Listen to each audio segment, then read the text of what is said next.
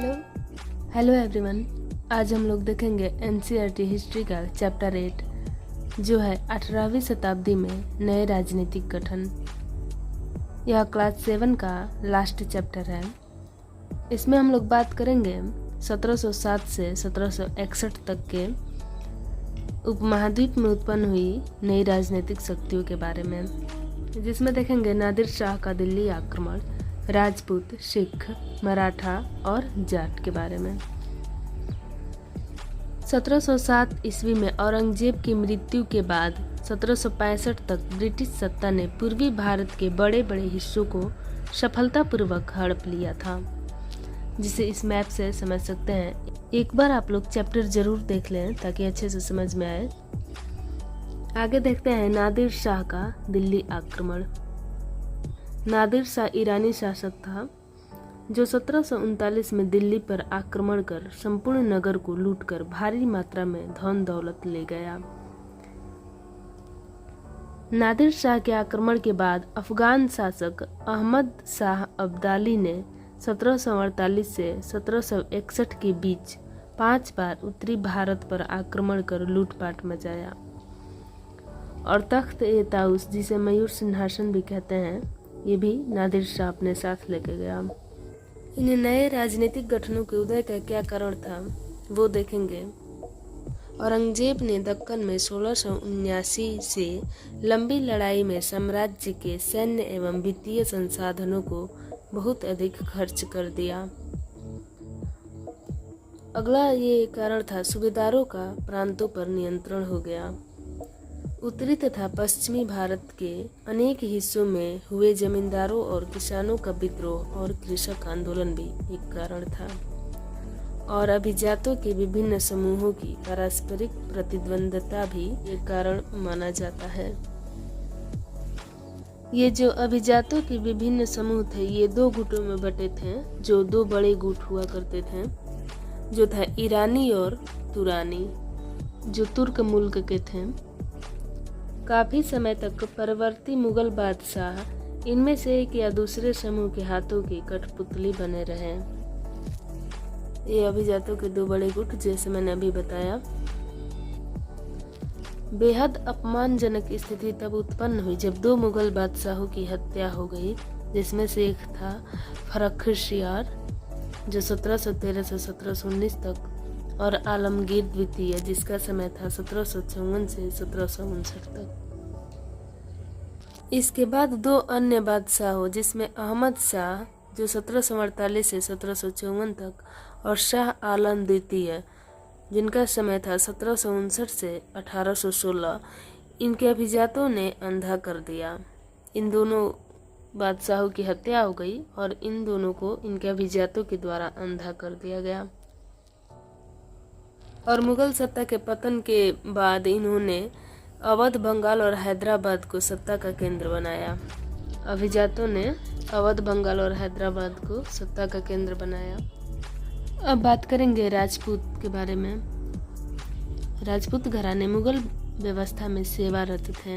अंबर व जोधपुर के घराने, जिसमें मुख्य रूप से थे अंबर और जोधपुर के घराने। अपनी वतन जागीरों पर पर्याप्त स्वायत्तता, 18वीं शताब्दी के आसपास के इलाकों में नियंत्रण विस्तार, मुगल दरबार की गुटीय राजनीति में शामिल जोधपुर के राजा अजीत सिंह जो गुजरात के सूबेदार थे। अजीत सिंह गुजरात के सूबेदार थे। अंबर के सवाई राजा जय सिंह जो मालवा की सूबेदारी इनको मिली थी। जय सिंह को मालवा की सूबेदारी मिली थी। बादशाह जहादर शाह ने 1713 ईस्वी में इन राजाओं के पदों का नवीकरण किया। सवाई राजा जय सिंह ने जयपुर में अपनी नई राजधानी स्थापित की और 1722 ईस्वी में उसे आगरा की सूबेदारी दी गई। जोधपुर राजघराने ने नागौर को जीतकर अपने राज्य में मिला लिया। अंबर के शासक सवाई सिंह ने दिल्ली, उज्जैन, मथुरा व वाराणसी में 5 खगोलीय वेधशालाओं का निर्माण किया। इसे जंतर मंतर के नाम से भी जाना जाता है, जहाँ खगोलीय पिंडों की अध्ययन हेतु कई उपकरण हैं। अंबर ने भी बूंदी के बड़े बड़े इलाके अपने अधीन कर लिए। 1740 के दशक से राजस्थान में मराठों के अभियानों ने इन रजवाड़ों पर दबाव डाला, जिससे वह आगे राज्य विस्तार नहीं कर सके। अब बात करेंगे मेवाड़ के बारे में, जो एक राजपूत राज्य था। यह एकमात्र ऐसा राजपूत राज्य था जिसने मुगल सत्ता को चुनौती दी, यानी मेवाड़ ने कभी भी मुगल सत्ता नहीं अपनाया। 1572 में राणा प्रताप मेवाड़ के बड़े क्षेत्र व उदयपुर पर नियंत्रण के साथ मेवाड़ की राजगद्दी पर आसीन हुए। मुगल अधिराजत्व को स्वीकार करने के लिए कई दूतों को भेजा गया, लेकिन वे अपने निर्णय पर दृढ़ रहे। राणा प्रताप ने कभी भी मुगल सत्ता स्वीकार नहीं किया, याद रखेंगे। अब बात करते हैं सिख के बारे में।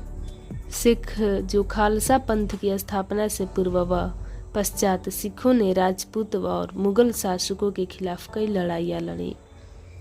और खालसा पंथ के बारे में हम लोग पिछले चैप्टर में बात किए हैं, जो 1699 में गुरु गोविंद सिंह के द्वारा गठित किया गया।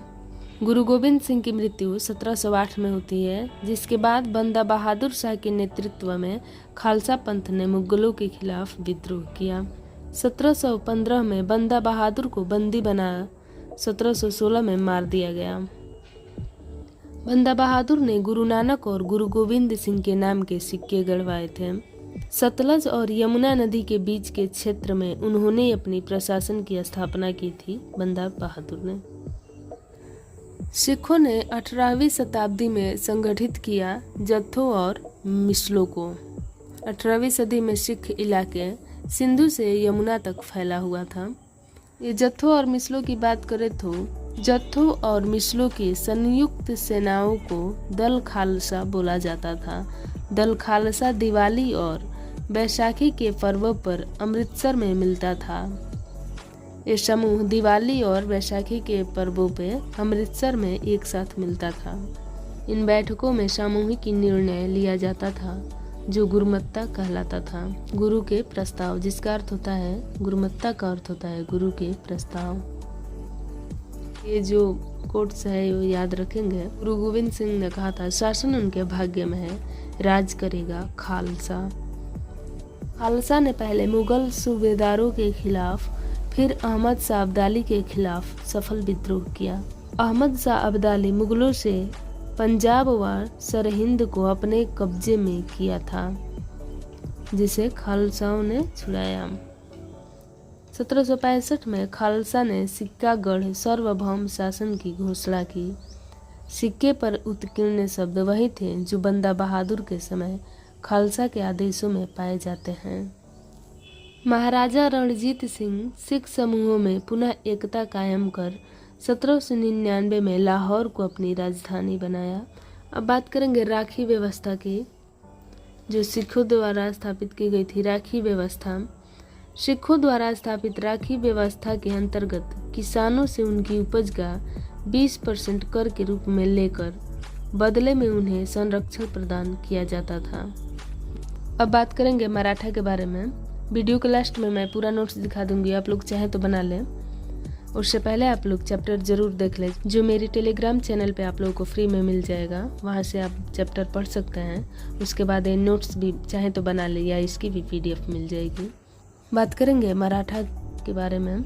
मराठा जो राज्य था, यह मुगल शासन का लगातार विरोध करके उत्पन्न हुआ था। छत्रपति शिवाजी महाराज ने शक्तिशाली योद्धा परिवारों यानी देशमुखों की सहायता से एक अस्थायी राज्य की स्थापना की थी। देशमुख जो योद्धा परिवार हुआ करते थे, जिन्हें देशमुख बोला जाता है, योद्धा परिवार। छत्रपति शिवाजी महाराज 1630 से 1680 के बीच शक्तिशाली देशमुखों की सहायता से एक अस्थायी राज्य की स्थापना की। 17वीं सदी के अंत में शिवाजी के नेतृत्व में दक्कन में मराठा राज्य की स्थापना हुई। इनका जन्म 1630 में शाहजी व जीजाबाई से हुआ था, जिनके पिता का नाम था शाहजी और माता जीजाबाई। छत्रपति शिवाजी महाराज दादा कोंडदेव के मार्गदर्शन व नेतृत्व में वे कम उम्र में ही विजय पथ पर निकल पड़े। जावली पर कब्जे ने उन्हें मालवा पठारों का अविवादित मुखिया बना दिया। बीजापुर और मुगलों के खिलाफ उनके कारनामों ने उन्हें विख्यात व्यक्तित्व बना दिया। कृषक और पशुचारक, जिन्हें कुणबी बोला जाता था, कृषक और पशुचारक को कुणबी मराठों की सेना का मुख्य आधार थे। ये इम्पोर्टेंट पॉइंट है, याद रखेंगे। मराठों के सेना का मुख्य आधार कृषक और पशुचारक थे, जिन्हें कुणबी बोला जाता है। बात करेंगे गुरिल्ला युद्ध कला की। इस युद्ध कला को भारत में सबसे पहले छत्रपति शिवाजी ने किया था। वे अपने विरोधियों के खिलाफ प्रायः गुरिल्ला युद्ध कला का प्रयोग करते थे। अब बात करेंगे चौथ और सरदेशमुखी की, जो एक प्रकार का कर था मराठा साम्राज्य में। चौथ उन जमीनों पर लगाया जाने वाला कर था जिन पर मराठों का वंशानुगत अधिकार था। यह कुल राजस्व का 1/4। इन करों पर आधारित राजस्व संग्रह प्रणाली की सहायता से उन्होंने एक मजबूत मराठा राज्य की नींव रखी। इसमें जमींदारों द्वारा वसूले जाने वाले भू राजस्व का 25% दक्कन में से मराठा वसूलते थे। जैसे कि मैंने अभी बताया, 1/4 कर यानी 25% कर होता था और दक्कन में से मराठा वसूलते थे। बात करेंगे सरदेशमुखी की। ये भूमि राजस्व का एक रूप था जिसे मराठा का आक्रमण से बचाने के लिए किया जाता था। दक्कन में मुख्य राजस्व संग्रहकर्ता को दिए जाने वाले भू राजस्व का 9 से 10% हिस्सा ये होता था। अब बात करेंगे पेशवा, जिसे प्रधानमंत्री बोला जाता था मराठा साम्राज्य में। शिवाजी की मृत्यु के बाद उनके उत्तराधिकारियों ने पेशवा के रूप में सेवाएं देते रहे। पुणे मराठा राज्य का राजधानी बना। 1720 से 1761 में मराठा साम्राज्य का काफी विस्तार हुआ, जिसमें डेट वाइज कुछ पॉइंट्स देखेंगे। 1720 में मालवा व गुजरात मुगलों से छीन लिए गए। मराठाओं ने मालवा और गुजरात मुगलों से छीन लिया 1720 में। 1730 में दक्कन प्रायद्वीप का अधिपति और इस क्षेत्र पर चौथ व सरदेशमुखी कर वसूलने का अधिकार मिल गया मराठों को। 1737 में दिल्ली पर हमला, मराठों ने दिल्ली पर हमला किया 1737 में, और 1761 पानीपत की तीसरी लड़ाई हुई थी। जैसा कि आप लोगों को पता ही है कि पानीपत की तीसरी लड़ाई अहमद शाह अब्दाली और मराठा सेनापति सदाशिव राव भाऊ के बीच हुई थी। अब देख लेते हैं प्रमुख मराठा राज्यकर्ता, जिसमें थे छत्रपति शिवाजी महाराज, जिनका समय था 1630 से 1680। छत्रपति संभाजी महाराज, जो 1681 से 1689 तक रहे। छत्रपति राजाराम महाराज, जो 1689 से 1700 तक, और महारानी ताराबाई, जो 1700 से 1761 तक थी, और छत्रपति साहू जी महाराज, जो 1662 से 1749 तक।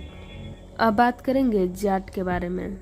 जाट जो समृद्ध कृषक होते थे। जाट समृद्ध कृषक होते थे। इनके प्रमुख क्षेत्र थे पानीपत तथा बल्लभगढ़, और ये दोनों क्षेत्र महत्वपूर्ण व्यापारिक केंद्र भी था। पूर्व में ये बंगाल व उड़ीसा, दक्षिण में कर्नाटक और तेलुगु प्रदेश तक, और पश्चिम उत्तर में राजस्थान और पंजाब तक था।